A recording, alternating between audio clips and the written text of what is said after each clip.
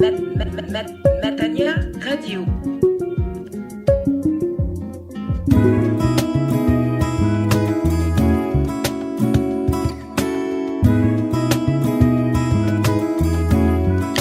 Chers auditeurs de Radio Matania, je vous salue dans le beau et précieux nom de notre Seigneur Jésus-Christ et vous partage donc dès cet instant cette prédication du pasteur Claude Missindibasi qui a pour thème Révélation au pluriel sur la montagne, Révélation sur la montagne, et pour texte de référence, le psaume chapitre 90, les 2 premiers versets. Psaume 90. Je vous invite et vous encourage à aiguiser votre sens de l'écoute afin de tirer de cette prédication qui est basée sur la prière de Moïse, homme de Dieu, tous les enseignements que le Seigneur vous a réservés en cette occasion. Que le Seigneur vous bénisse, qu'il vous affranchisse et vous libère et qu'il vous enrichisse. Je vous invite à ouvrir vos Bibles dans le livre de Psaumes. Ces 2 versets vont nous servir de base par rapport à notre sujet, notre thème. Donc, c'est bien sûr la prière de Moïse, homme de Dieu.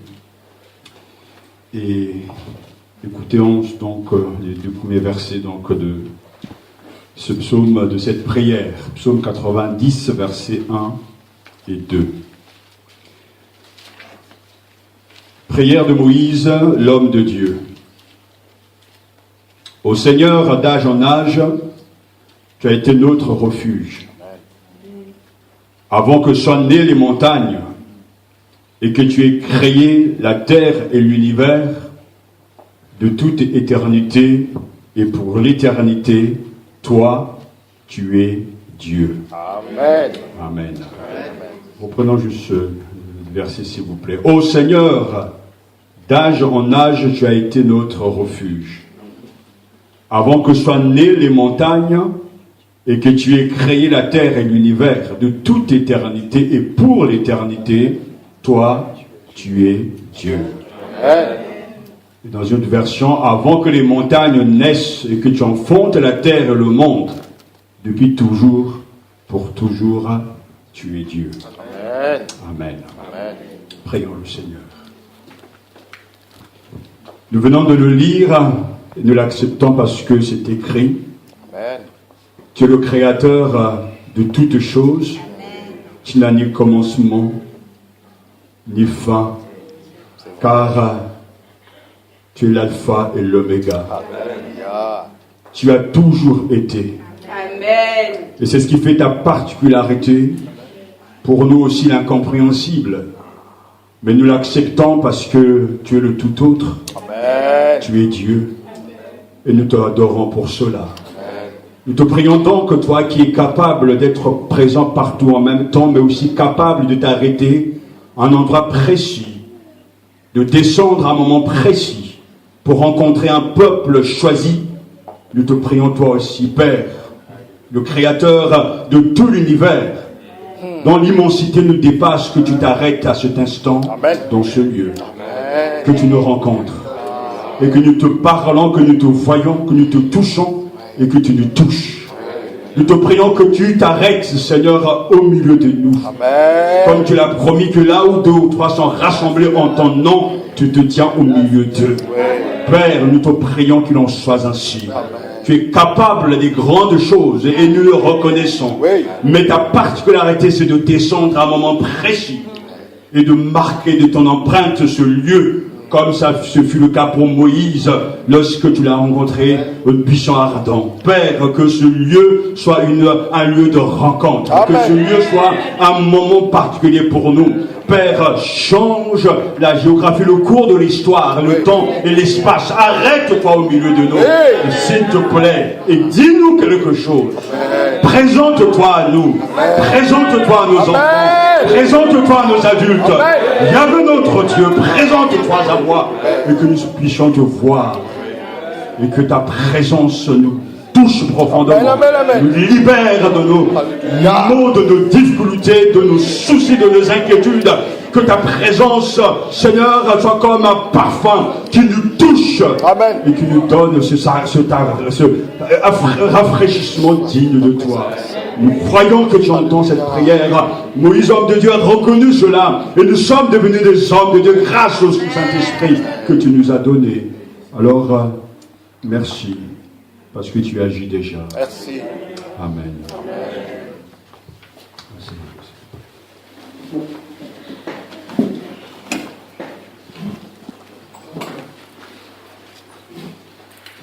On a dit de Sherlock Holmes, qui fut un grand détective britannique, je ne sais pas s'il a existé. On dit que c'est un mythe, une légende. Il avait la capacité de résoudre des crimes là où les gens ne pouvaient pas, il n'y arrivait pas. Et il a cherché à comprendre la force et la particularité de cet individu. Et finalement, on s'est rendu compte que, peut-être, entre parenthèses, au-delà de son quotient intellectuel élevé, il avait le sens de l'observation. Et ce même mot observation, nous l'utilisons aussi lorsque nous étudions la Bible. Celui qui a le sens de l'observation verra dans la Bible ce que les autres ne peuvent pas voir. Celui qui a éduqué son œil spirituel lira dans la Bible des particularités, verra des choses par la grâce de Dieu que l'autre qui est la même vie ne verra pas. Ce thème que je vais aborder, je ne l'ai jamais prêché depuis que je suis prédicateur. Et ce thème est le résultat de, je dirais, ma fréquentation avec le Christ. Depuis un certain temps, en tout cas, le Seigneur a mis en moi une grande faim de sa personne. J'ai partagé avec vous quelques points concernant la personne du Christ, sa nature humaine, son caractère particulier, l'unicité du Seigneur Jésus. Et en le fréquentant davantage, je me suis rendu compte que il y a des endroits, des lieux que le Seigneur a fréquentés et qui m'intéressent également. Parce qu'il y a sa personne. Mais le Christ, dans les évangiles, a des endroits préférés, a des lieux précis où il se retrouve, où il est chez lui, et seuls ses amis connaissaient ces lieux. Au point même pour l'attraper afin de l'amener jusqu'à la croix, il a fallu que celui qui faisait partie des 12 amène les méchants vers le Seigneur et le livrer. Car, en quelque sorte, Jésus avait son fief, ses endroits. Et seuls les initiés, ses amis connaissaient où on pouvait le trouver. Et j'étais très étonné parce que, aussi bien que dans l'Ancien, dans le Nouveau Testament, le Christ aimait beaucoup la montagne. Alors, il n'est pas question ici de faire une randonnée spirituelle, mais il s'agit de se rendre compte que même les lieux ont un sens dans les Écritures. Les lieux ont un sens, et c'est pour ça que j'étais étonné, parce que la montagne fait partie de ce lieu particulier où Dieu se révèle, où le Christ va parler à son Père, où tous les prophètes rencontrent leur Dieu. Il n'est pas question pour nous de sacraliser une montagne ou des montagnes, mais il est question pour nous de tirer des leçons sur ces lieux particuliers qui sont là pour nous enseigner ce que Dieu veut nous dire. Dans beaucoup de civilisations anciennes, sinon dans toute la montagne, est le lieu privilégié de la rencontre de Dieu avec l'humanité. La plupart des civilisations possèdent une sainte montagne. Là où le monde fut créé, où habitent des dieux. Par exemple, je me souviens quand j'étais en Grèce, j'ai visité donc l'Olympe.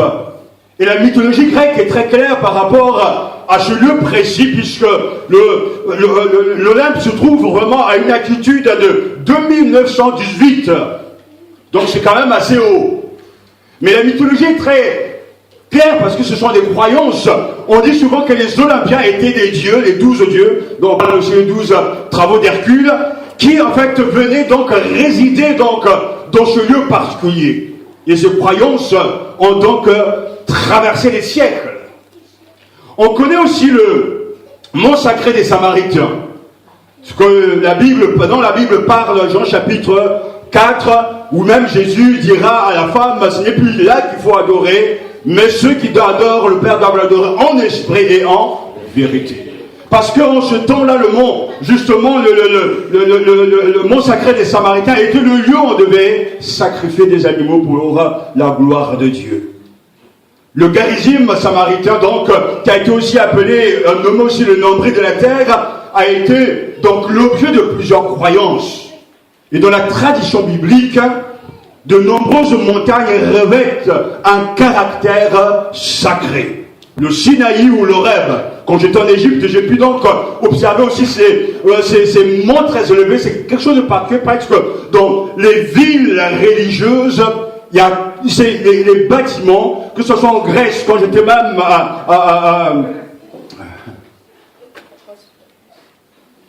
là où Jean a reçu la révélation, l'île de Patmos, là c'est encore très haut, élevé, tout est montagneux, il faut marcher, il faut monter, et je vous assure, quand il fait très chaud, c'est difficile. Mais les églises orthodoxes sont tous situées en hauteur. Si vous regardez même en France aussi quelques églises, c'est toujours en hauteur. Le Montmartre, c'est toujours en hauteur. Donc là, s'il faut rencontrer Dieu, il faut construire l'église en hauteur. Plus on avance, plus on est élevé, plus on est proche de Dieu. Et ces croyances ont dû exister. Et Dieu n'a pas refusé de voir et surtout de se révéler au travers de ces montagnes, puisque nous avons le mont Sinaï, le mont Tabor, le Garizim, le Caramel ou le Golgotha, c'est tous des montagnes. Mais nous devons nous rappeler, ce sont des symboles. Nous n'avons pas à choisir un lieu pour adorer Dieu, car Dieu est présent partout en même temps. Mais la montagne représente tout d'abord le lieu où la terre et le ciel se rapprochent. La montagne est donc le lieu par excellence de la manifestation, des théophanies, c'est-à-dire des révélations de Dieu. Là où l'homme peut s'arrêter, peut se retirer pour parler à Dieu, et Dieu aussi va lui parler. Mais c'est pour ça que dans le texte que nous avons lu tout à l'heure, il est important de garder bien à l'esprit et ce que Dieu est en train de nous dire avant que les montagnes naissent, que tu enfantes la terre et le monde depuis toujours, pour toujours, tu es Dieu. C'est-à-dire que Dieu est le créateur des montagnes. Et les hommes n'ont pas adoré les montagnes, la création de Dieu, mais ils doivent reconnaître l'œuvre de Dieu et la main de Dieu en observant la nature et d'adorer le Créateur. Bien que vouées à une transformation totale comme la création entière, certaines montagnes furent réservées à un rôle durable et glorieux. Lieu de révélation comme par exemple le mont Horeb, qui est la montagne de Dieu, mais aussi lieu de culte. Et nous allons voir ensemble, j'ai choisi pour vous 5 montagnes à qui on pourra décerner 5 étoiles. Parce que dans ces 5 montagnes, Dieu dit quelque chose à son peuple. Dieu se révèle et Dieu s'adresse à chacun d'entre nous. Commençons avec la montagne du Sinaï. C'est le lieu de la gloire et de la puissance de Dieu. Exode chapitre 34, versets 6 à 7. Exode chapitre 34, versets 6 à 7. L'Éternel dit à Moïse, taille-toi même 2 tablettes de pierre semblables aux premières, et j'y graverai les paroles qui se trouvent sous celles que tu as brisées. Sois prêt pour demain matin. Exode chapitre 34,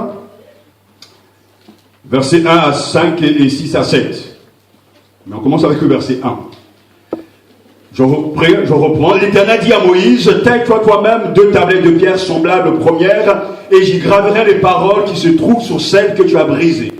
Sois prêt pour demain matin, monte dès l'aube sur le mont Sinaï.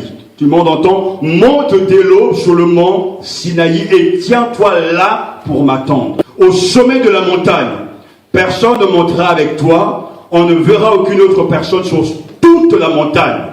Il ne faut même pas que du petit ou du gros bétail pèse aux abords de la montagne.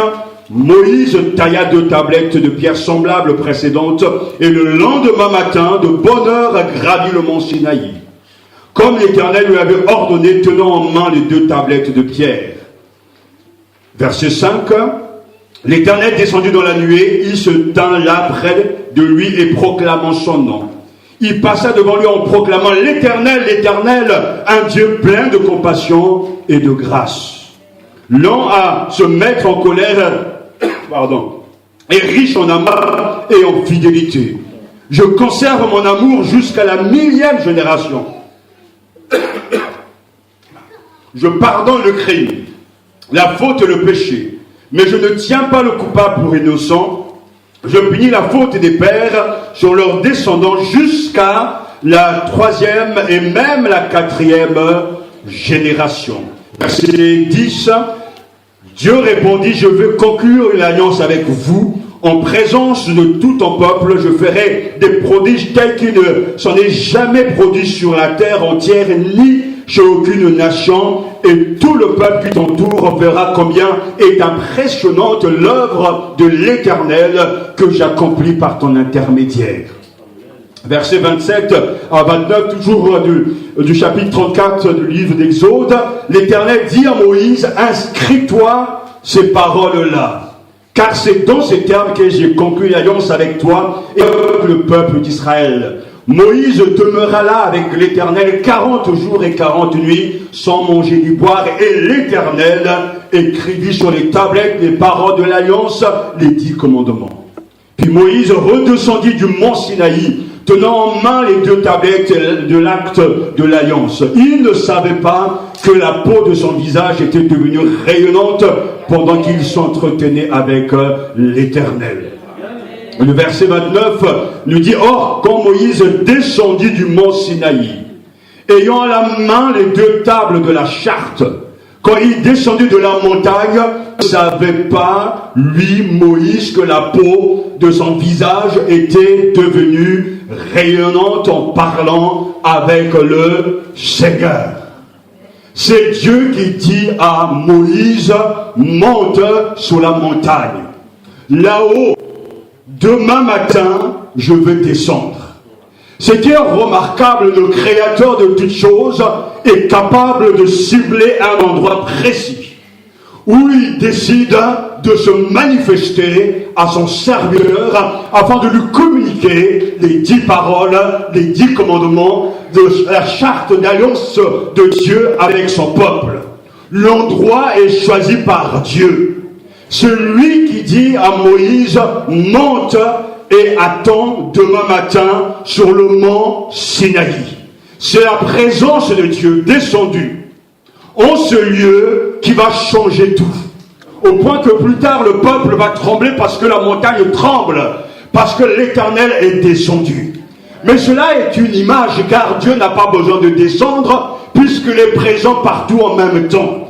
Mais il s'agit d'une théophanie, d'une révélation de Dieu à quelqu'un, à une personne, pour un but particulier. Nous devons nous aussi réaliser que quand Dieu veut se manifester, il est capable de le faire là où il le veut, là où il le souhaite, et il est capable de se révéler comme il veut, comme il décide, car rien ne peut l'arrêter.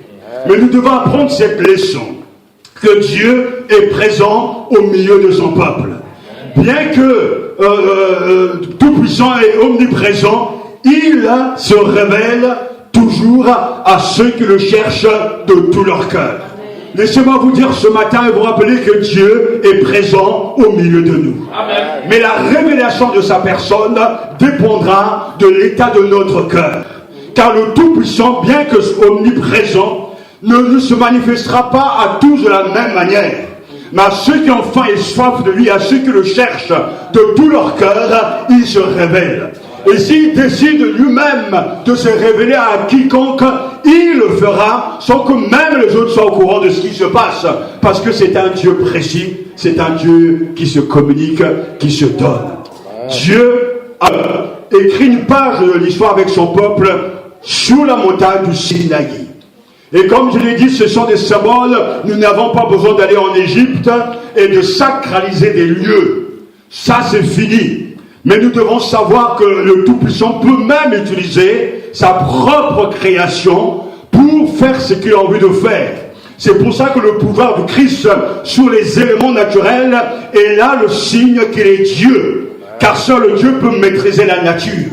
Seul Dieu peut maîtriser la mer. Seul Dieu peut maîtriser la température, car il est le créateur de toutes choses. Et quand Dieu est descendu sous la montagne, pendant 40 jours et 40 nuits, il a donc communiqué à Moïse les 10 commandements. En donnant la loi à Moïse, il est en train de dire à tous les croyants comment être saint comme lui-même est saint. Le mont Sinaï symbolise la révélation de Dieu, le choix de Dieu pour un peuple afin de lui communiquer la volonté de Dieu. En lui donnant les commandements, le peuple que Dieu a choisi, Israël, et donc nous aujourd'hui, puisque nous sommes devenus donc le nouveau peuple de Dieu, Dieu nous dit comment marcher, comment penser, comme lui qui est saint, car lui est saint, nous ne le sommes pas, mais nous pouvons le devenir lorsque nous prenons au sérieux ce commandement. Et quand Moïse est resté sur cette montagne, le mont Sinaï, quelque chose d'exceptionnel va se passer. On le verra plus loin, son visage était rayonnant de la gloire de Dieu. C'est la présence de Dieu qui a touché sa chair, son être physique. Il n'était plus le même, il ne savait pas que la peau de son visage était devenue rayonnante pendant qu'il s'entretenait avec l'Éternel. Dieu se révèle aujourd'hui, non pas aux visions et des songes, bien que ces dons existent, j'y crois, et je crois profondément parce que le Saint-Esprit communique ces dons, mais aujourd'hui Dieu se révèle par la loi. Et nous devons nous efforcer, nous aussi, d'être saints comme il est saint. La loi nous exige de l'obéissance. Maintenant, si vous n'obéissez pas, et si vous restez fidèle, plutôt maintenant, si vous m'obéissez, et si vous restez fidèle à mon alliance, vous serez pour moi un peuple précieux parmi tous les peuples, bien que toute la terre appartienne. Exode chapitre 19, verset 5. Est-ce que tout le monde entend? Maintenant, si vous m'obéissez, Dieu donne les commandements à Moïse, qui est donc le vouloir, le souhait de Dieu, l'expression de la volonté de Dieu. Et Dieu lui-même dit, maintenant si vous m'obéissez, et si vous restez fidèles à mon alliance, où est l'alliance dont il parle? Bien sûr, c'est les 10 commandements. Vous serez mon peuple, vous serez pour moi un peuple précieux parmi tous les peuples, bien que toute la terre m'appartienne. C'est la particularité des enfants de Dieu. Ils sont précieux aux yeux de Dieu, différents des païens, parce qu'ils sont la propriété de Dieu, et parce que le peuple de Dieu obéit à son maître, à son Dieu. Alors, Dieu automatiquement prend soin de son peuple. Vous serez pour moi un peuple précieux parmi tous les peuples, bien que toute la terre m'appartienne. Est-ce que tu es réellement un enfant de Dieu? Est-ce que tu fais partie de ce peuple que Dieu lui-même a racheté? Est-ce que tu fais partie de cette nouveauté de Dieu? Est-ce que tu obéis au commandement du Seigneur? Car seule obéissance au commandement de Dieu fait de nous des êtres uniques. Si nous ne sommes pas différents des gens, et que quelquefois même on peut être pire. Mais lorsqu'on a décidé de suivre le Seigneur, d'obéir à cette loi que Dieu a révélée à Moïse sur la montagne, le mont Sinaï, nous sommes marqués du sceau de Dieu. Nous sommes le peuple de Dieu. Et ce peuple a pour devoir, responsabilité, nous dit Pierre, mais vous êtes une race élue, une commune de rois prêtres, une nation sainte, un peuple que Dieu a libéré pour que vous sachiez bien haut les œuvres merveilleuses de celui qui vous a appelé à passer des ténèbres à son admirable lumière. 1 Pierre chapitre 2 verset 9, ce sont des affirmations et non pas des suppositions. Ce n'est pas des souhaits, vous êtes.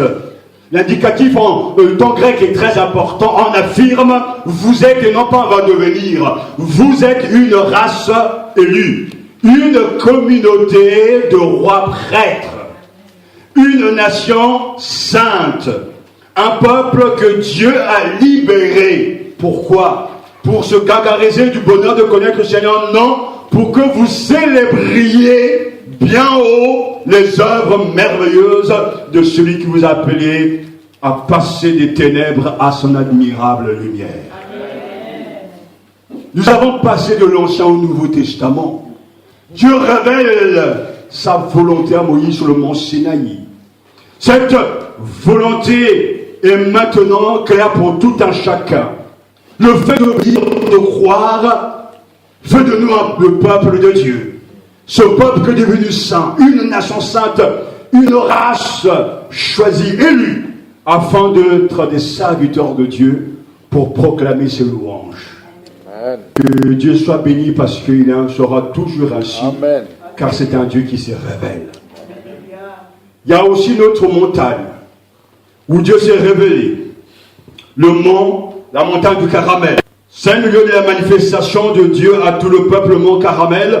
On trouve le texte dans 1 Roi chapitre 18 verset 19 à 21.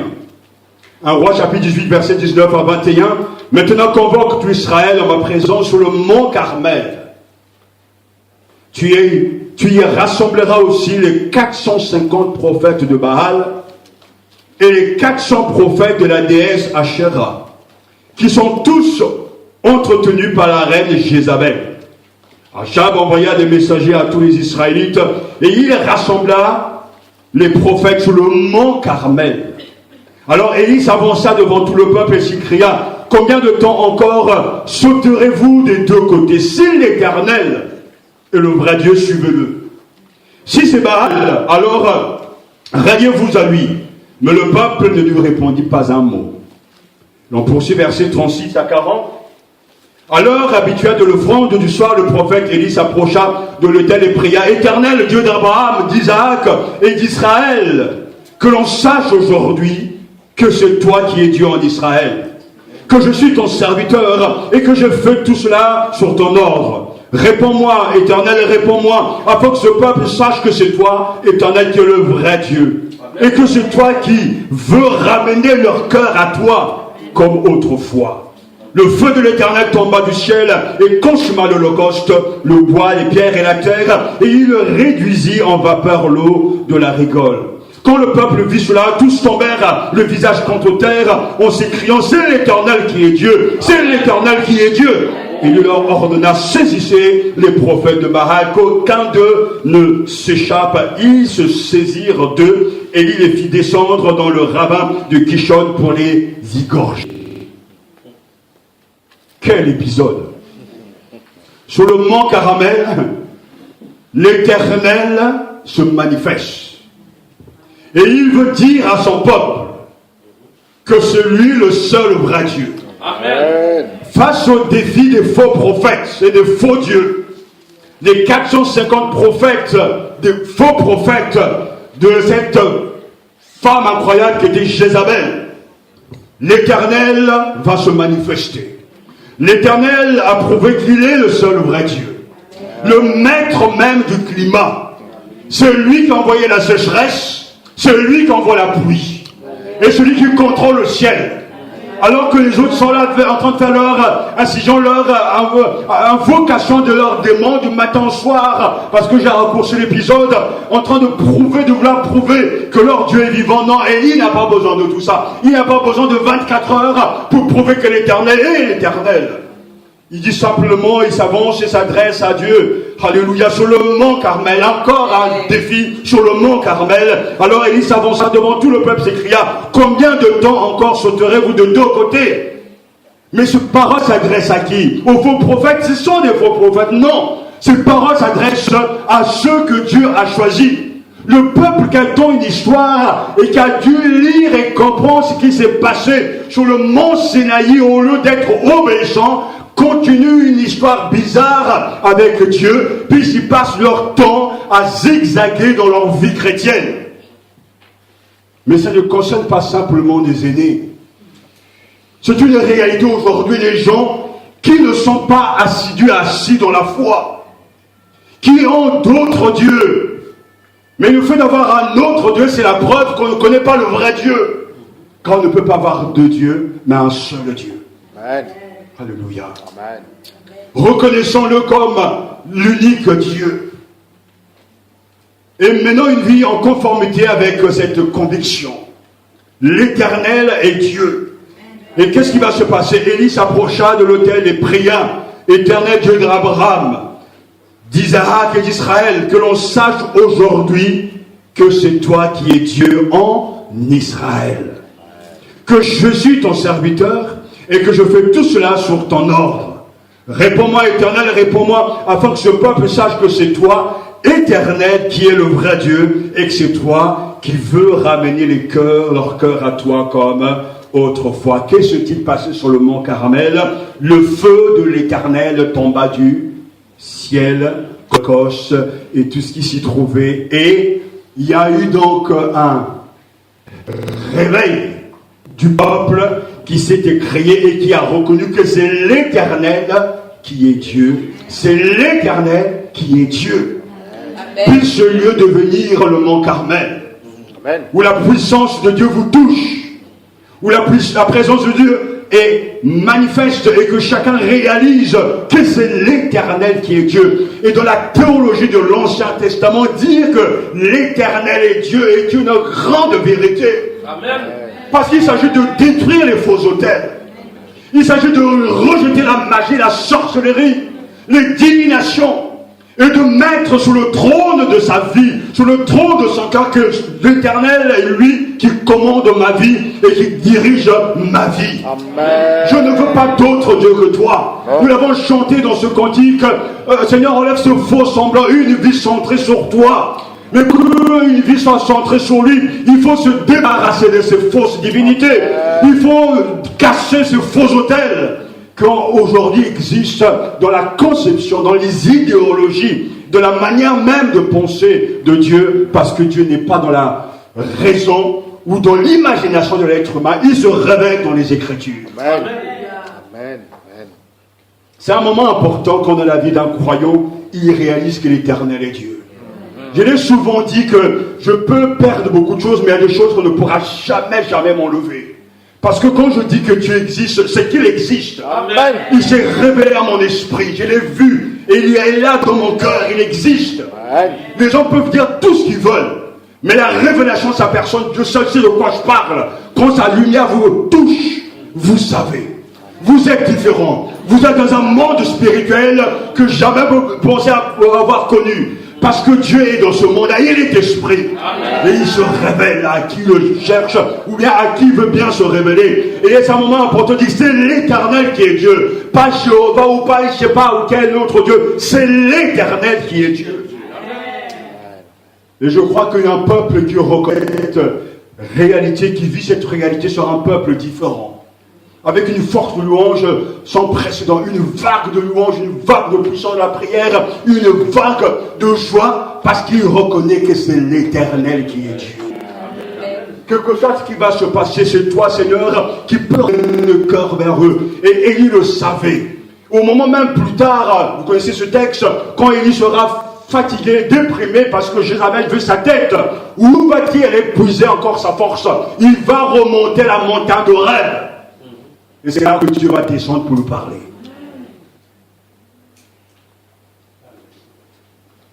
Ces montagnes sont symboliques. Mais vous ne pouvez pas avancer avec Dieu sans avoir des moments, des lieux précis avec lui. Un endroit caché. Où vous vous réfugiez avec le Seigneur. Où vous parlez avec lui. Et où vous révèle sa parole. Il faut un endroit précis où vous pouvez rencontrer le Seigneur. Alors, nous avons deux fois le privilège, quand j'étais plus jeune, deux fois on allait dans les bois se retirer pendant 3 jours de jeûne et prière. Chacun peut aller où il veut, mais ce qui est important, c'est de se retirer et de recevoir la révélation.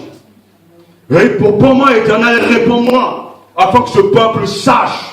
Mais il ne savait pas, mais oui, mais parce que le verbe hébreu, donc, yada, ça n'est pas la connaissance intellectuelle, non, parce que ça, on le sait tous. Les enfants savent, ils connaissent les histoires d'école, à l'école du dimanche, ils connaissent les histoires de la Bible, mais c'est pas ça. Le savoir biblique est une expérience. C'est quelque chose de réel. Et pas non simplement une information. Que le peuple sache, parce que si le peuple avait vécu cette expérience, il ne passera pas son temps derrière le faux Dieu. Il ne va pas clocher au point que ces paroles d'Élise avons besoin d'entendre aujourd'hui, et quand on les dit, ça choque certains, ça les dérange même. Mais si l'Éternel est le vrai Dieu, suivez-le. Mais si c'est Baal, allez derrière lui. Mais le peuple ne lui répond pas un mot. D'abord, il ne dit pas ces choses-là. Quand une fois il m'arrive de dire, mais tu n'es pas content, il dit, mais va ailleurs, mais pourquoi il nous dit ça? Il me chasse ou quoi? Mais si tu veux suivre l'Éternel, suis-le. Mais si tu ne veux pas le suivre, ne le suis pas, mais fais pas des drames. Mais décide-toi. Les gens ne savent pas quoi faire. Et surtout, il ne faut pas leur dire ce qu'il faut faire, ça va les déranger. Ils doivent rester neutres. Mais Élie lui dit, mais si c'est Yahvé, mais suivez-le. Soyez au clair avec vous-même. Vous voulez consulter les horoscopes, les voyants, suivez. Il n'y a pas de problème. Mais soyez au clair avec vous-même. Vous voulez toucher la magie, mais allez-y. Mais soyez clair avec Dieu, avec vous-même. Vous voulez aller voir le marabout à Barbès, je ne sais pas où, allez-y. Mais soyez au clair avec vous-même. Mais il ne faut pas être entre les deux. Parce que Dieu n'est pas pour les tièdes, il est pour le froid ou le chaud. Il n'est pas neutre, il a pris position. Et sur le mont Carmel, il demande au peuple de prendre position. Est-ce que tu es de nôtre ou tu n'es pas de nôtre? Ben écoutez, je veux réfléchir. Et cette réflexion dure depuis des années, des mois, jusqu'à ce qu'un drame arrive. Ah non, finalement, je dis autre chose. Non, soyons clairs, frères et sœurs. Soit tu es là, soit tu n'es pas là. Soit tu es avec Dieu, soit tu n'es pas avec Dieu. Mais il vaut mieux savoir que tu es avec ou tu n'es pas avec. Parce qu'on ne peut que compter sur ceux qui sont avec. Et j'ai beaucoup aimé parce que quand tu vas lire la parole de Dieu, voir qu'à chaque fois le peuple, même avec ses leaders, il était question de choisir. Toujours choisir qui l'on veut servir, qui l'on veut suivre.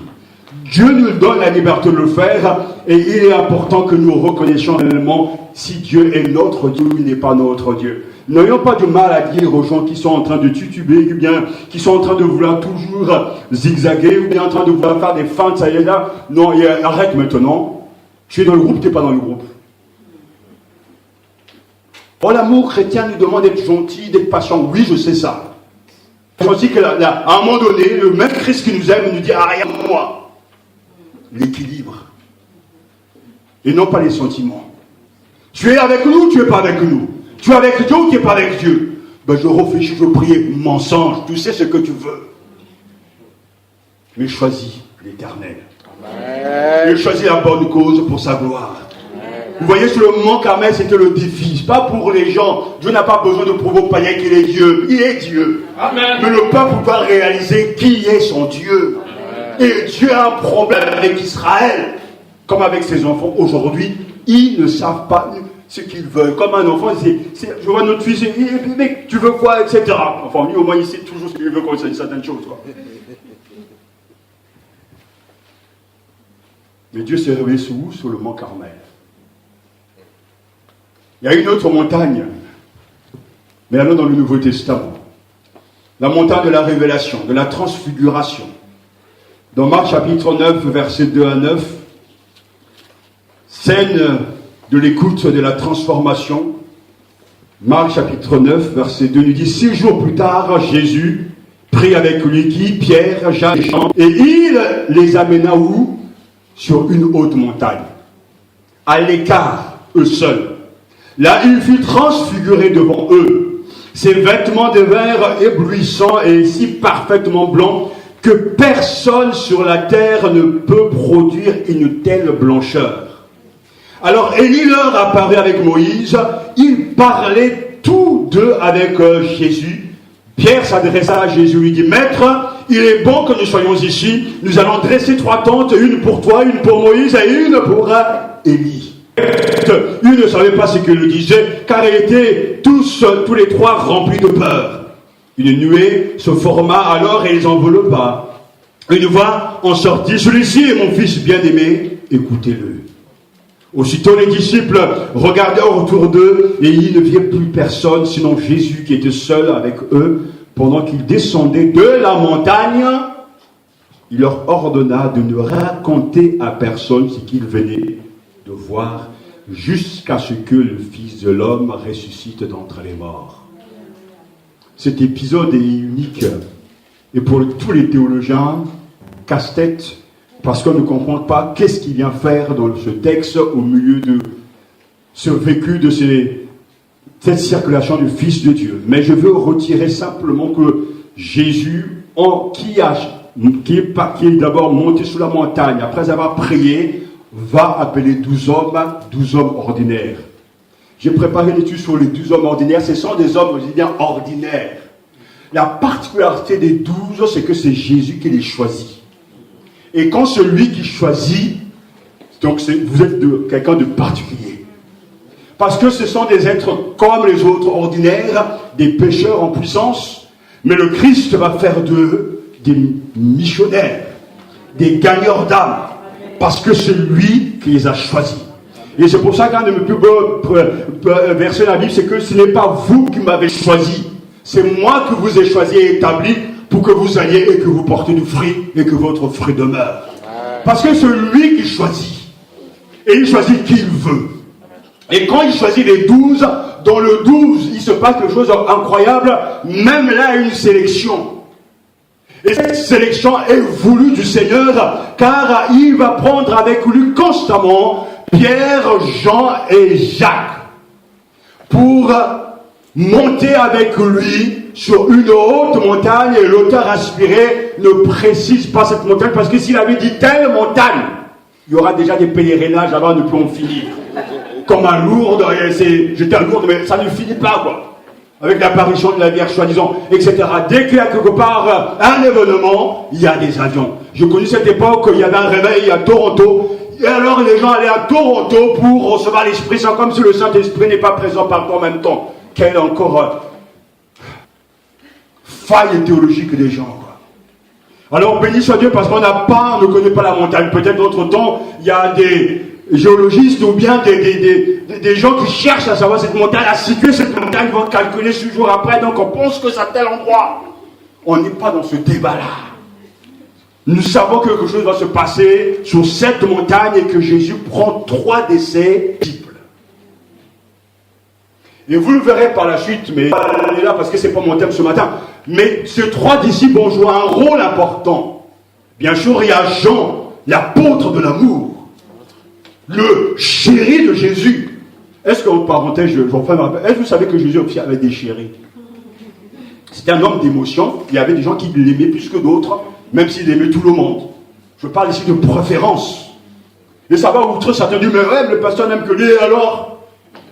Mais j'ai des émotions aussi. Et alors quand on dit Jésus pourra prendre Pierre, Jacques, etc. et Jean, on dit, ouais, mais pourquoi pas? Alors Jésus doit dire, mais pourquoi eux? En train de bouder, mais pourquoi eux? Pas nous, on n'est pas assez spirituel. Non, ça n'a rien à voir, puisque c'est lui qui vous a choisi les 12, mais il a décidé de prendre ces 3-là. Mais pourquoi? Mais parce qu'il le veut, c'est tout. Amen. Amen. Alors on est en train de discuter entre des parades. Ouais, mais c'est pas sympathique, c'est pas gentil, c'est qu'il fait. Et alors, il fait ce qu'il veut, c'est le maître. Amen. Mais il va amener juste les 3. Mais pourquoi cette transfiguration n'a pas eu en présence des 12, à plus tard des socialismes, tout le monde en même temps? Mais parce qu'il y a quelque chose qui se prépare. Il y a des privilégiés dans le royaume des cieux. Jean-Baptiste n'est pas comme moi, Jean-Baptiste n'est pas comme vous. Élie n'est pas comme vous et moi. Il y a des privilégiés. Dieu choisit. Et l'élection de Dieu est une grâce incroyable. Il choisit qui il veut. Amen. Les personnes peuvent dire, mais pourquoi tu as choisi? Pourquoi pas moi? Mais c'est son choix. Amen. Point. Passer la ligne.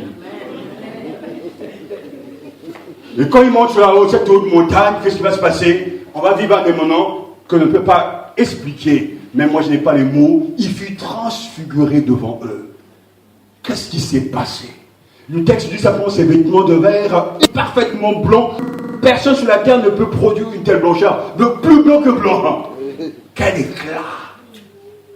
Alors, dans cette grande expérience, qui voit-on Élie, le prophète de feu, sur le mont Carmel, et Moïse, le prophète qui reçoit la loi sur le mont Sinaï.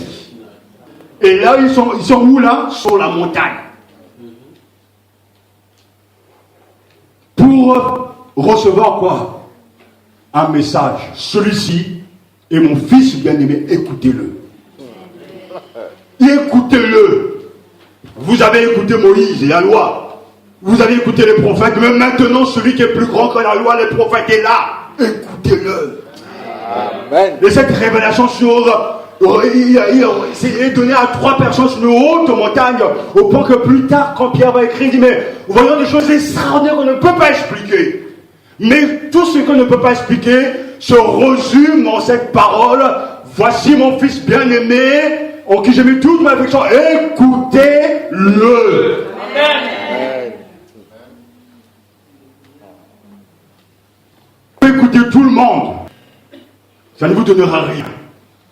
Mais vous devez écouter le roi, le Seigneur. Amen. Vous devez l'écouter lui seul. Parce qu'il est Dieu. Et que celui, le vrai prophète, au-delà des prophètes, nous devons croire que Jésus est Dieu. Amen. Nous écoutons ce qu'il dit. Car ses paroles sont celles de Dieu lui-même. Et c'est ce message que nous donne aussi aujourd'hui. Qu'il a donné à ses disciples sur cette haute montagne. Écoutez-le. Vous savez, c'est tout un art d'écouter. Les gens n'écoutent pas. Les gens n'aiment pas en recevoir des conseils. Ils pensent même tout savoir. Quand on donne un conseil à un plus jeune, il dit ouais, mais on verra. Mais le temps te donnera toujours raison parce qu'il y a une chose qu'on ne peut pas enlever. Le temps donne toujours raison à ceux qui ont commis des erreurs. Ou à ceux qui n'ont pas écouté. Ou à ceux qui ont écouté. Parce que l'expérience ne peut jamais être rattrapée. Quand tu dis à ton enfant ne prends pas ce chemin parce qu'il y a ceci ou cela, il dit ouais, il veut me casser, il est en train de me bouffer, il m'étouffe, il veut pas mon épanouissement, pour chercher les mots français, il veut pas mon épanouissement, il est en train de me bloquer, etc. Oui, mais ça n'a rien à voir. On n'écoute pas, alors finalement tu parles dans le désert, il s'en va à un moment donné. Parce que je crois puissamment dans la mauvaise conscience. Quelque chose se passera toujours. Et pour ça, je bénis Dieu. Même mes ennemis doivent vivre longtemps sur cette terre. Parce que tôt ou tard, ils retrouveront toujours ce qu'ils ont fait. On ne peut pas quitter sans être culpabilisé qu'on a fait du mal. Alors il faut vraiment que les choses passent. Et puis à un moment donné, le drame arrive. Ah, mais vous me l'avez dit. Mais c'est trop tard. Il n'y a plus que des larmes et des nawakana. Comme le chantait jadis. Il pleure. Entre-temps, la conscience te travaille. On donne des conseils des jeunes, futurs jeunes mariés. Oh ouais, bon. C'est lourd. C'est lourd. Mais laissez le temps au temps. Et j'ai remarqué que le temps nous convertit. Les enfants qui ne sont pas sages à l'égard de leurs propres parents, le temps vous convertira toujours. Je bénis Dieu parce que ma mère est encore de ce monde. Mais je me souviens quand j'étais petit, je disais des choses à mon frère, et en grandissant, en ayant même des enfants que j'ai compris, ce qu'elle me disait. Donc c'est pour ça que je dis toujours qu'on se convertit quand on est adulte. Parce qu'on se rend compte, mais tiens, mais mes parents me le disaient, mais je n'écoutais pas. Je pensais tout savoir. Apprendre à écouter. On n'écoute plus les professeurs. On n'écoute même plus les hommes politiques. Bon, là, il faut comprendre parce que tant de promesses et puis il n'y a rien quoi. Mais on est dans un monde où on n'écoute plus personne. Où on s'écoute soi-même. Et encore, certains ont peur même d'être avec eux-mêmes. Et sur cette haute montagne, le message que Dieu adresse à son peuple est simple, écoutez-le. Parce qu'il y a plusieurs voix. Il y a plusieurs faux prophètes. Il y a plusieurs messagers, mais on ne peut écouter que le Fils de Dieu. Écoutez-le lui. Mais comment peut-on l'écouter? Mais lisez la Bible. Comment pouvez-vous entendre la voix si vous ne lisez pas la Bible? C'est là qu'il se communique, c'est là qu'il se montre. C'est là qu'on le voit agir, c'est là qu'on reçoit ses promesses. C'est là qu'on reçoit ses bénédictions, c'est là qu'on reçoit ses jugements, c'est là qu'il nous redresse, c'est là qu'il nous encourage, qu'il nous exhorte. C'est dans la Bible. Écoutez-le.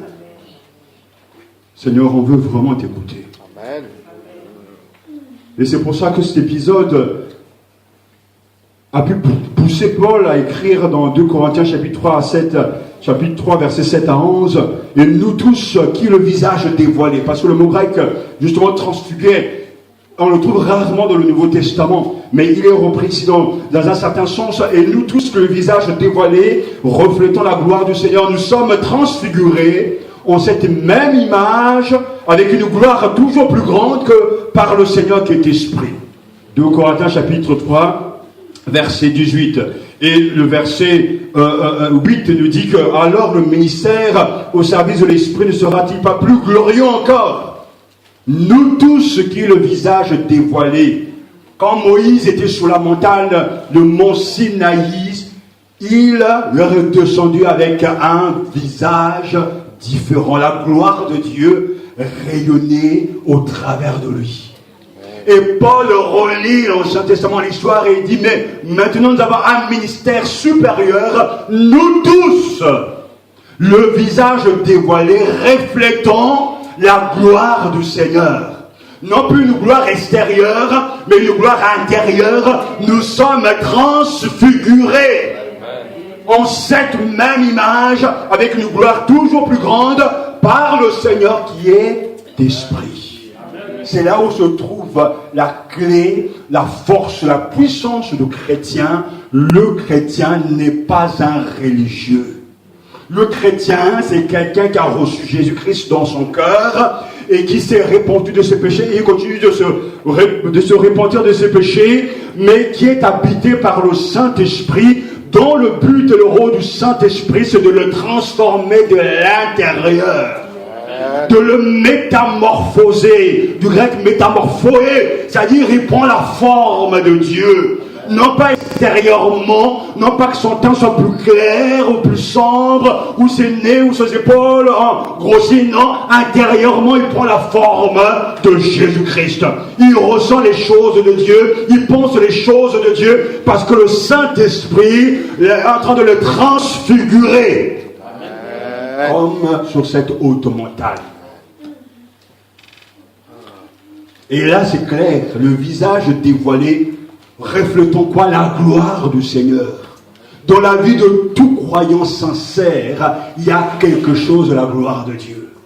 Il y a quelque chose de ce que le Saint-Esprit est en train de faire. Une transformation intérieure. Et ce mot est bien approprié, ce même mot que nous avons entendu tout à l'heure. Nous sommes transfigurés en cette même image. Par qui? Par le Saint-Esprit. On écoute le Seigneur, le Saint-Esprit en nous fait vivre l'expérience qui a eu lieu sur cette haute montagne. Une transfiguration. Je le vois, il n'a pas changé de physique, peut-être qu'il a grossi, peut-être qu'il a maigri. Hier, dans le jeu que nous avons eu hier, on posait la question au couple, de quoi se préoccupe votre femme, des calories ou autre chose, l'amour de l'argent. Ça sera bien de faire ce sketch pour tout le monde, parce que il y a des couples qui, pour moi, qui ne sont pas complices. Hein. Je dis, mais ils ne savent même pas qui est quoi. Mais... On ne va pas les désigner. Ce n'est pas notre propos. Mais ce que je veux dire simplement, c'est que la personne est là, elle n'a peut-être pas changé physiquement, ou bien elle a peut-être changé, vieilli, perdu des cheveux, ok. Comme certains d'entre nous, ok. Mais intérieurement, il est devenu plus gentil. Elle est gentille. Oh là là, elle était radine, mais maintenant, depuis que je les entends, ça veut dire, elle partage. Hier même pour téléphoner, elle. Oh non. Même non. Tu peux même lui donner 10 portables, elle n'appelle pas. Elle n'appelle pas. Mais depuis que je suis entendu sa vie, elle appelle, je suis heureux, je suis quoi. Venez chez moi. Elle. Non, ça, il y a un doute là. Il faut aller vérifier. Mais c'est la transformation. Quand il y a la transformation, il n'y a pas comme, j'ai dit, j'ai toujours, à chaque fois ces flashs dans la tête, des gens qui quittent l'église et qui volent le train. Tout content, et ils prient dans le train, Seigneur, permets que... Le conteneur ne passe pas. Mais quelle est cette prière bizarre?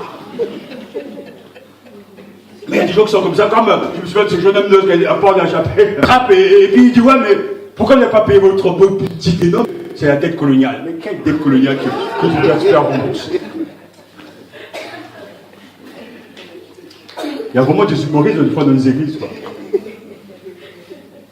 Mais quand on est chrétien, on a une conscience. Quand tu es en train de voler une banque, tu dis oh voilà.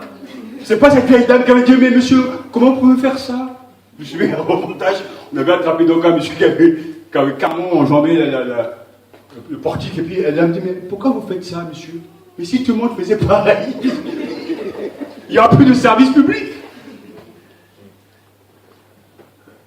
Et même ta conscience, même est-ce qu'elle ne te dérange pas? Si encore tu étais pauvre, mais certains sont des ont de l'argent, mais ils veulent quand même voler. Quand le Saint-Esprit est avec toi, tu dis non, tu voles. Quand le Saint-Esprit est avec toi, quand tu veux dire quelque chose de hey. Et même quand tu l'as dit, tu vas dans ta chambre dire ah, t'es pas bien là. Tu te bats là, je dis pardon, je ne demande pas pardon. Je demande pardon, tu ne me demandes pas pardon. Mais il va te convaincre.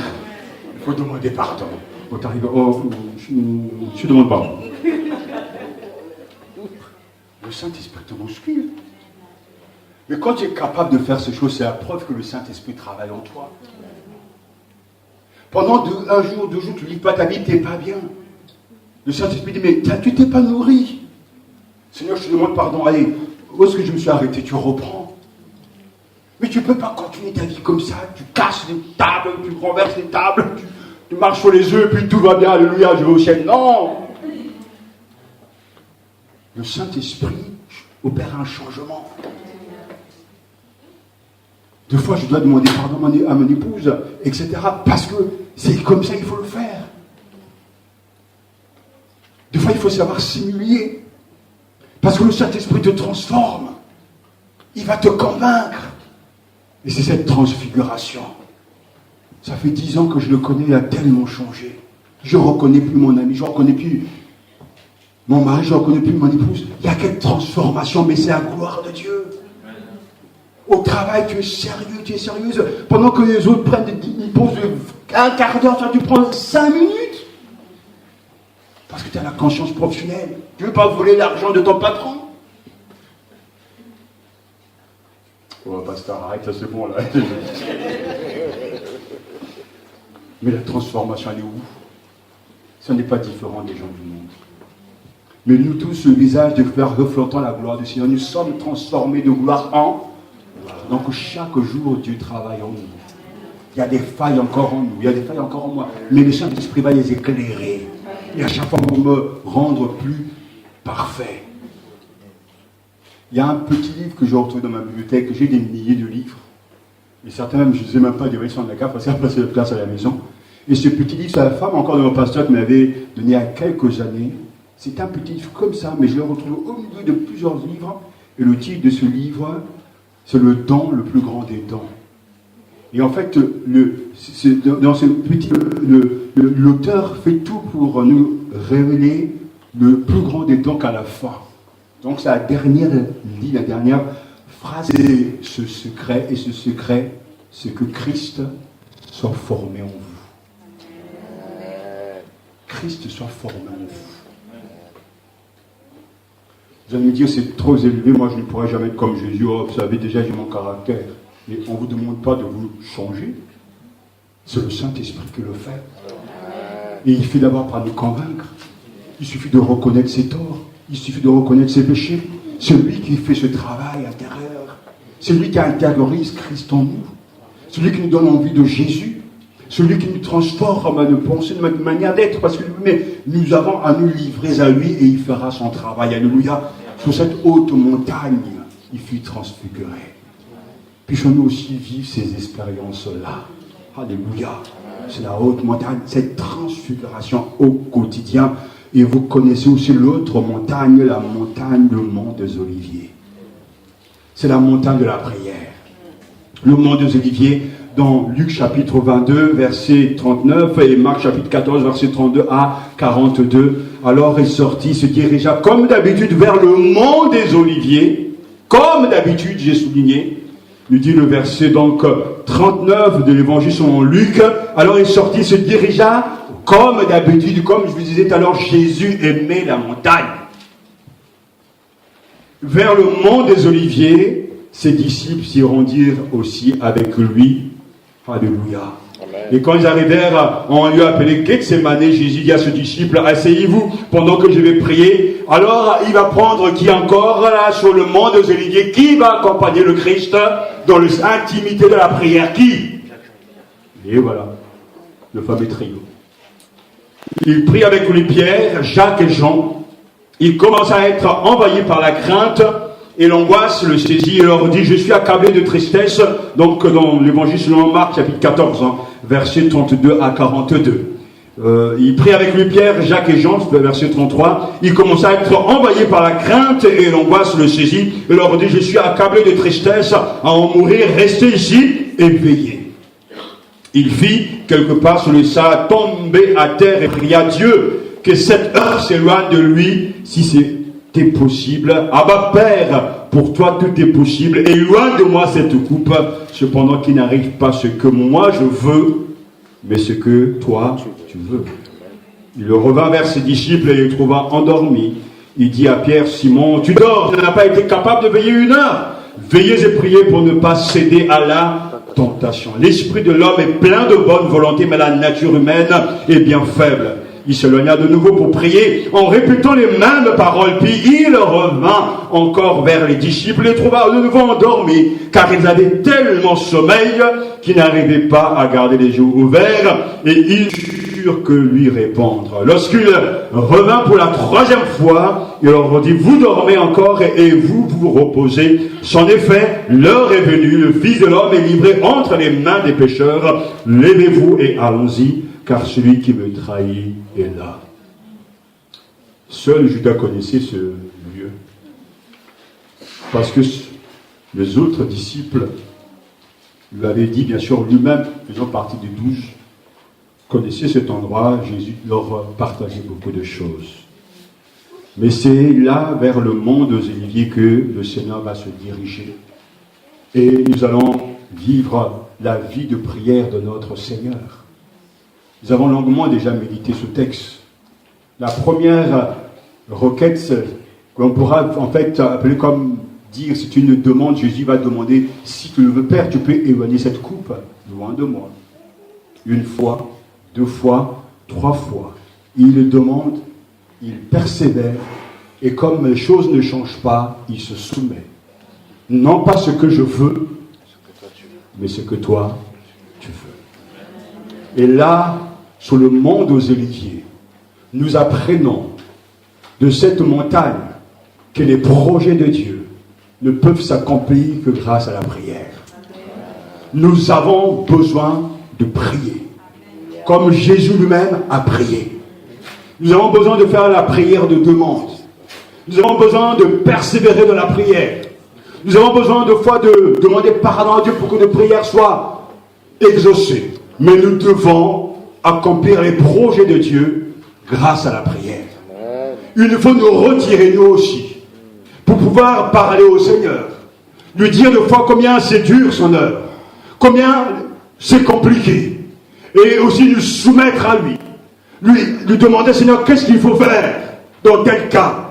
Et là, sur le mont des Oliviers, le Seigneur cède sa volonté, son corps, son vouloir à son Père. Et ces mots sont tellement chargés de sens, non pas ce que je veux, mais ce que toi, tu veux. C'est là la maturité chrétienne. Ne plus vivre pour soi-même.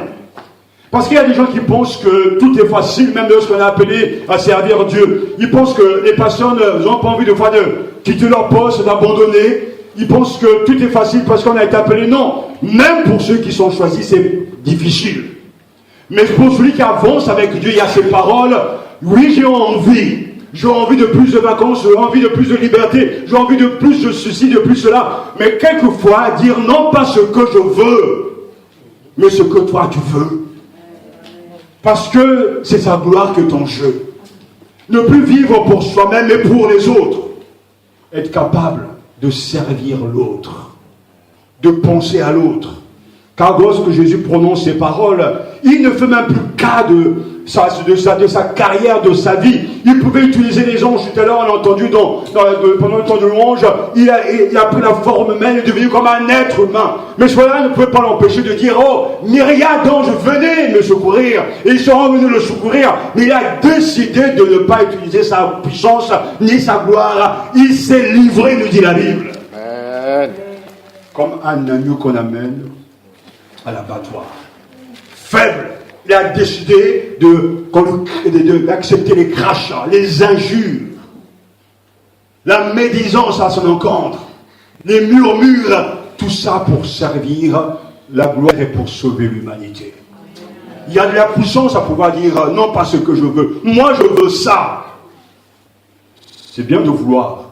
Mais il est capable être capable de dire oui, non, pas ce que je veux, même si c'est légitime, mais Seigneur, je veux ta gloire. Je veux ta présence. Je veux voir des âmes sauvées.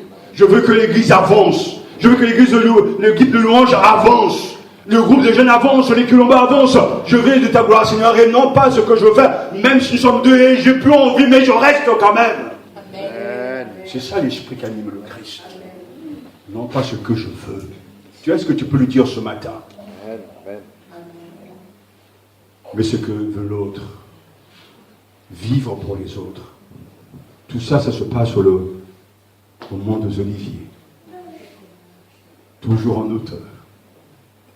Et Jésus se soumet. Et nous savons que c'est une soumission récompensée, car la gloire de Dieu viendra par la suite. Le Christ sera enseveli, mais il ressuscitera le troisième jour, selon les Écritures. Et nous sommes aujourd'hui les fruits de cette obéissance-là. Ça coûte quelque chose. Dans notre quartier, pratiquement dans notre vie, je ne sais pas le nombre de rues qui portent le nom de Martin Luther King. Entre Martin Luther King et Nelson Mandela, on ne sait plus compter. Ils sont partout.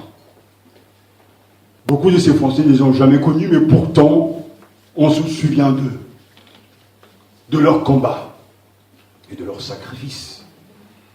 Et certains savent que le cours de l'histoire, des changements qu'il y a eu dans l'histoire, est le produit de ces hommes-là. Comme partout, même surtout dans la vie, vous trouverez toujours que l'obéissance, quel que soit le prix, mais l'obéissance amène toujours des fruits. Toujours. Quand quelqu'un obéit à Dieu, à un moment ou l'autre, Dieu va le récompenser. C'est comme ça. On ne peut pas obéir à Dieu sans être béni. Et je crois que même Dieu bénit les générations qui suivent. Je crois la bénédiction de nos enfants, de mes petits-enfants. Parce que Dieu est fidèle. Il ne ment pas. Nos parents servent Dieu avec fidélité. Et nous sommes la bénédiction de Dieu pour la poursuite de cette mission-là. Parce que Dieu est fidèle. Partout les hommes ont obéi à Dieu. Il y a toujours eu des fruits. Même après leur mort, on continue toujours à porter du fruit. Aujourd'hui, le travail d'Hudson Taylor, qui était le premier missionnaire en Chine et qui a pris des vêtements chinois critiqués par les pasteurs des serviteurs, dit mais comment peut-il s'habiller comme un chinois? Cette mission intérieure est le commencement qui a déclenché un réveil puissant en Chine jusqu'à maintenant. L'obéissance d'un homme, et ça lui a coûté la vie de ses enfants, sa propre santé, ça a coûté cher. Celui qui veut suivre Dieu doit payer un prix. Vous ne pouvez pas être chrétien sans un sacrifice, des sacrifices. Jésus s'est sacrifié. Il a obéi. Non pas ce que je veux, mais ce que tu veux. Sous cette montagne, justement aussi, Abraham monte pour livrer son fils unique. Mais qui pourra le faire aujourd'hui? Donner son propre fils. Mais c'est l'obéissance. Et quand il va obéir, Dieu va dire non, ne touche pas l'enfant Isaac. Et Dieu va jurer par lui-même qu'Abraham sera béni toujours. Et c'est toujours vrai. Amen. C'est ça le monde des Oliviers. La prière de soumission. Je tiens absolument à ce que nous finissions ce thème parce que c'est très important. Toutes ces leçons spirituelles, vous pouvez les connaître, mais il faut les vivre. J'étais très étonné parce qu'en m'arrêtant sur ces lieux que le Seigneur fréquente, j'ai vu qu'il y a une montagne, et je termine par cette montagne, c'est la plus importante. Je suis convaincu, si je pose cette question, qui connaît cette montagne, qui dépasse les autres montagnes, le mont Horeb, le mont Sinaï, le Garizim, quelle est cette montagne qui est au-dessus des autres montagnes?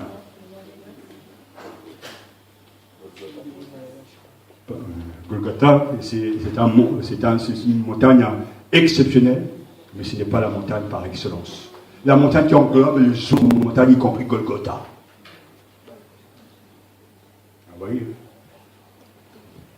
C'est le mont Sion. Le mont Sion, la cité de Dieu. Regardons ensemble parce que c'est très important. Nous voulons terminer avec cette montagne.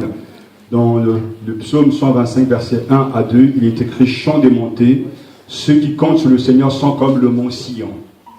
Il est inébranlable, il demeure toujours. Jérusalem, des montagnes l'entourent. Ainsi le Seigneur entoure son peuple dès maintenant et pour toujours. Ceux qui comptent sur le Seigneur sont comme le mont Sion. Il est inébranlable, il demeure toujours. » Psaume 125, verset 1 à 2. 2 Samuel, chapitre 5, verset 7. David s'empara de la forteresse de Sion. C'est la cité de David. Je suis dit parce que la cité de David, c'est de cette cité viendra le Messie. Le roi attendu, le Christ. Et dans le livre de Michée, chapitre 4, verset 7, de ce qui boite, je ferai un reste, de ce qui est éloigné, une nation puissante, sur la montagne de Sion, le Seigneur sera leur roi, dès maintenant et à jamais. Michée, chapitre 4, verset 7. Alors que les autres montagnes peuvent basculer, parce qu'on ne va plus prier sur le mont Horeb, même à Golgotha, mais Sion est un refuge sûr. C'est la cité de Dieu. Et c'est pour ça que dans le livre de Joël, chapitre 3, verset 17, est écrit « Alors vous connaîtrez que je suis le Seigneur, votre Dieu qui demeure à Sion, ma montagne sainte. Jérusalem deviendra un lieu saint, et désormais les étrangers n'y passeront plus. Chant des montées, alléluia, ceux qui comptent sur le Seigneur sont comme le mont Sion. Il est inébranlable, il demeure toujours. Et cela s'explique dans le Nouveau Testament avec Hébreux chapitre 12, versets 21 à 23. Et si terrifiant était ce spectacle que Moïse dit, je suis terrifié et tremblant, mais vous vous êtes approchés de la montagne de Sion et de la ville du Dieu vivant. La Jérusalem céleste et des myriades d'anges en réunion de fête, et de l'assemblée des premiers-nés dont les noms sont inscrits dans les cieux, et de Dieu le juge de tous, et des esprits des justes parvenus à l'accomplissement. Hébreux chapitre 12, versets 21 à 23. Quand vous entendez ces paroles, vous devez tressaillir de joie.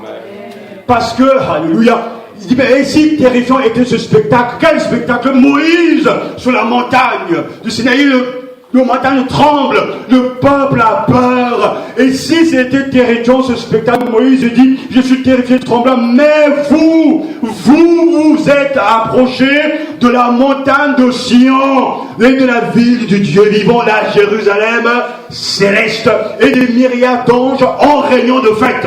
Il y a un festival là-haut. Amen.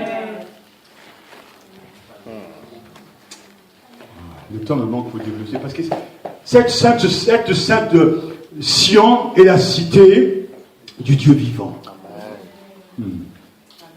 C'est la résidence de Dieu. L'auteur de la vie et d'où il la communique à toute créature. Et l'auteur inspiré de l'Épître aux Hébreux dit, mais vous vous êtes approchés de la montagne de Sion. Vous, les croyants, sauvés, qui ont reçu le Saint-Esprit, vous vous êtes approchés de la montagne de Sion, alors que le peuple ne pouvait pas s'approcher de la montagne justement où Moïse était. Donc, Sinaï, maintenant nous pouvons nous approcher de la montagne de Sion. Plus de peur, plus de tremblement. C'est la vie du Dieu vivant, la Jérusalem céleste, et des myriades d'anges en réunion de fête, et de l'assemblée des premiers-nés. Ça, c'est la montagne qu'on n'a pas encore vue, mais qui va venir. La montagne de Dieu. Alléluia. La nouvelle Jérusalem. Et c'est tellement important de se rappeler que il y a tellement de chants qu'on chantait, mais est-ce que les gens comprenaient que oh, Sion, Sion, que calme. C'est-à-dire qu'il y a plein de chants qu'on chantait sur Sion. Sion est la montagne de Dieu. Et il est en train de nous annoncer les choses qui vont arriver. Là où on va fréquenter, voir les anges. Là où sont inscrits les noms des justes. Là où sont inscrits les noms des élus. Cette montagne, c'est la maison de Dieu, la nouvelle Jérusalem, la montagne de Sion. Et le Messie va revenir dans toute sa gloire pour chercher son église. Et les anges, on les verra. Et le temps dit, mais même là, sont inscrits donc les noms dans les cieux, des noms de ceux qui sont sauvés. Mais à Jérusalem céleste et des myriades d'anges. Pourquoi faire? Mais en réunion de fête. Ça, c'est la montagne de Dieu. Amen. C'est la fête qui ne finit pas. Amen. Un mariage qui est consommé pour l'éternité. Les anges, les élus vont tous se retrouver là-haut, la montagne de Sion. La ville du Dieu vivant. Seigneur, oui, nous espérons, nous attendons cette montagne sainte, cette Sion qui descend en haut de la nouvelle Jérusalem. Ah, quelle joie, quel plaisir de voir tous les élus, de voir ces myriades d'anges, des milliards, des milliards. Voici, frères et sœurs, tout ce que l'on peut apprendre, quelques éléments que l'on peut apprendre des montagnes. Dieu n'est pas dans les montagnes, donc n'ayez pas cherché les montagnes côté de chez vous. Mais ces symboles nous sont donnés pour me rappeler que Dieu se manifeste. Que Dieu se manifeste, et quand il se manifeste, il a quelque chose à dire, à faire. Il veut nous apprendre sa crainte, il veut nous sa propre loi. Il veut nous apprendre à prier selon lui. Il veut nous apprendre à attendre avec espérance, avec joie cette nouvelle Jérusalem. Il veut absolument communiquer quelque chose à son peuple. Chaque rencontre est l'occasion de nous retrouver avec lui. Mais Dieu se révèle. Dieu se montre. Dieu apparaît. Dieu est visible pour quiconque le cherche. Il peut te donner rendez-vous à un endroit précis. Ça sera ta montagne avec lui. Mais sache-le que tu seras seul, ta femme, tes enfants, tout ça, tout ça, ça va être mis de côté. Tu dois le rencontrer lui. Et quand il te dira ce qu'il a à te dire, tout sera changé. Il y a un prédicateur qui avait décidé d'avoir plus de la présence de Dieu dans sa vie. Et il a demandé au Seigneur comment mieux te connaître. Et Dieu lui a dit, tu dois jeûner pendant 21 jours. Mais 21 jours. Et je viendrai te rencontrer. Alors il a commencé à le faire. Une semaine, ça passe. Pour ceux qui ont l'habitude de jeûner, au bout d'une semaine, ça va encore. 5 jours, 6 jours, ça va, 6 jours, etc. Je ne sais pas quel est le plus long jeûne que vous avez pu faire. Mais il a persévéré. Et en tentant le diable venir pour le tenter. Mais quand le moment est arrivé, il a été fidèle. Le Christ est venu à sa rencontre. Sa vie a été bouleversée totalement. Sa famille a été bouleversée totalement. Parce que le Seigneur l'avait rencontré. Je ne dis pas que vous devez jeûner pendant 21 jours. Mais ce que je vous recommande de la part de Dieu, c'est que vous vous arrêtez et vous vous demandez, Seigneur, il y a des blocages dans ma vie. Il y a des situations qui ne changent pas. Qu'est-ce que je dois faire? Parce que tu es venu libérer les captifs et je vois que ça ne se passe pas ainsi. Il y a des situations, est-ce que je dois attendre? Est-ce que je dois persévérer? Est-ce que je dois renoncer à certains péchés? Est-ce que je dois confesser des péchés publiquement? Mais Seigneur, dis-moi quelque chose. Et Dieu va vous parler. En conduisant ce troupeau, mon épouse, moi, nous prions, mais Dieu prie, nous avons prié et dit, Seigneur, qu'est-ce qui bloque? Et Dieu montre. Et il montre les étapes parce que lui fera éclater les verrous de fer. Mais Dieu parle toujours. Il a quelque chose à te dire. Ne t'entête pas, arrête-toi. Va sur la montagne et laisse-lui te parler. Je crois que c'est dans le groupe des notre sœur Mary qu'on aime chanter ce chant. Monte, monte, monte là-haut sur la montagne. Voilà. Là-haut, là. prière, solitude. Monte le soir là-haut sur la montagne, lieu solitaire où l'on rencontre Dieu. Hors de toutes tes pensées, toutes sensations, tu t'approches de Dieu dans ta prière. Monte là-haut sur la montagne, la prière est solide. Monte là-haut sur la montagne, la prière solitude. C'est la conclusion. Monte sur la montagne et attends le Seigneur descendre pour te parler. Il y a quelque chose à te dire, crois-moi. Prions maintenant.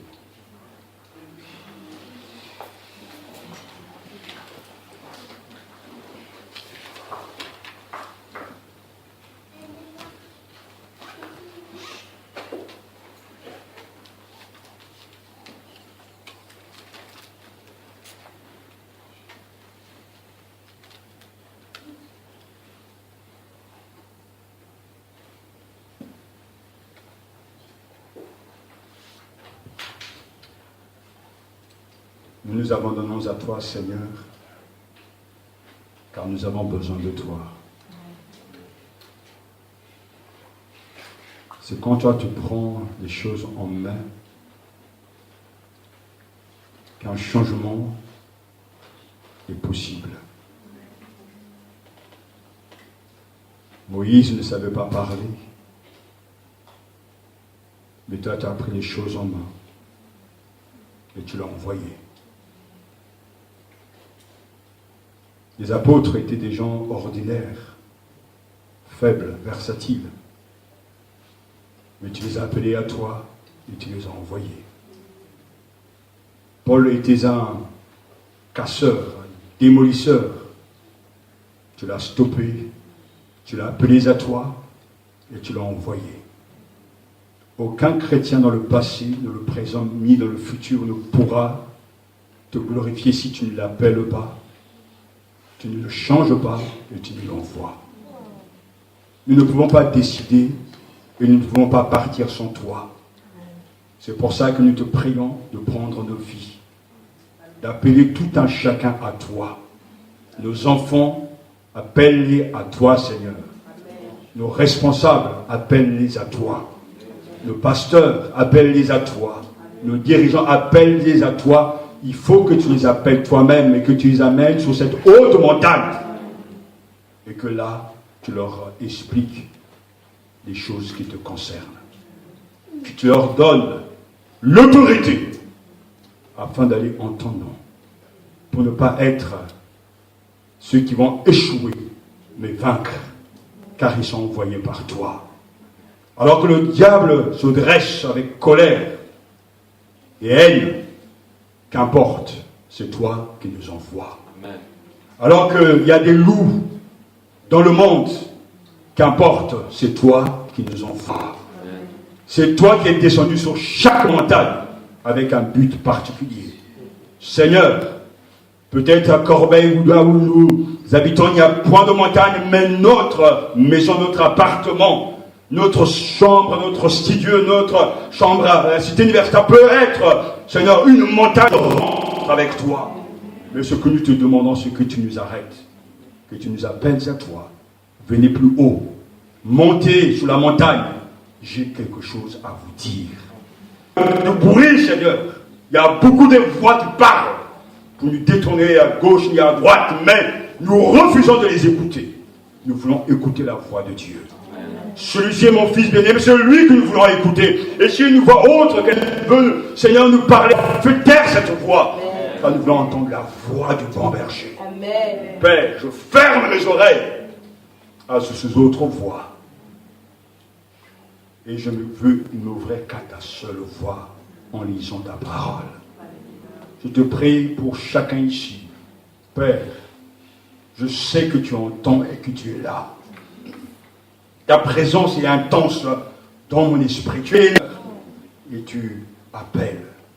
Tu appelles. Tu invites chacun à s'arrêter Tu as quelque chose à lui dire. Quelque chose à lui dire. Tu ne penses pas qu'il a déjà entendu. Non, ce que tu as à lui dire est le Seigneur. Yahvé, tu es spécial. Parle à ton peuple. Parle à ton peuple. D'une manière ou d'une autre. Parle, Seigneur. Nous sommes à l'écoute. Au nom de Jésus. Amen. Radio Matania, votre radio, la radio au service de l'Éternel, la radio au service du Seigneur Jésus-Christ.